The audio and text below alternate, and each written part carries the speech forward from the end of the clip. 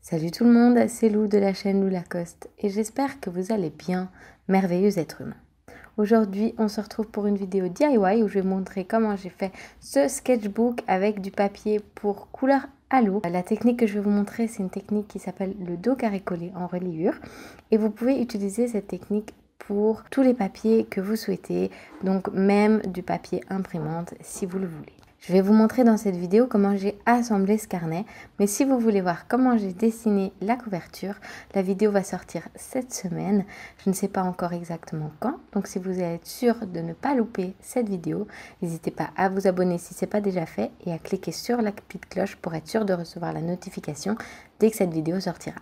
Alors pour créer ce sketchbook, vous aurez besoin de papier de votre choix. Du coup, moi ici, j'ai pris du papier pour couleur à l'eau, de la colle liquide plastique. Moi, j'ai utilisé simplement de la colle à bois, beaucoup de livres ou des poids et une toile pour reliure. Alors ça se trouve dans beaucoup de magasins de papeterie, donc n'hésitez pas à aller voir.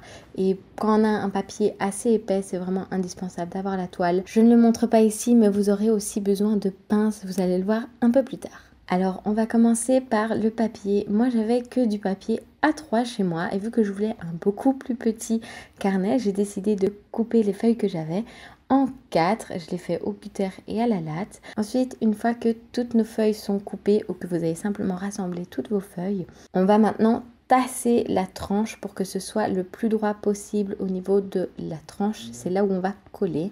Donc il faut vraiment que toutes les feuilles soient à la surface et à la même hauteur plus ou moins. Donc on va vraiment bien tasser.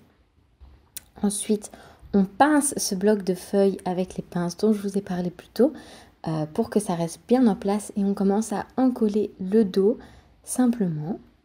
Alors vous pouvez aussi mettre vos feuilles de dessin entre des feuilles de brouillon pour être sûr de ne pas trop tacher vos couvertures.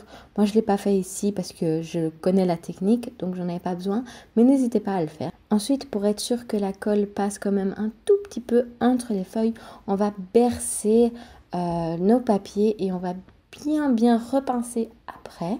Et puis on va remettre de la colle. Alors il faut essayer de ne pas donner trop de coups de pinceau. Et c'est important de repincer après. Et aussi, soyez généreux avec la colle.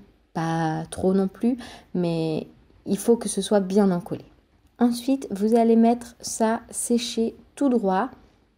Vous allez attendre un peu que la colle sèche pour ensuite le mettre sous les livres et attendre jusqu'au lendemain si vous avez le temps. Ensuite, on va encoller le dos de la toile et on va coller la tranche de notre nouveau sketchbook sur le milieu de cette tranche en essayant d'être le plus précis possible. Et puis bien coller le dos et les bords sur les couvertures en faisant très attention que ce soit bien collé. Ensuite, on laisse un peu sécher de nouveau sous des poids.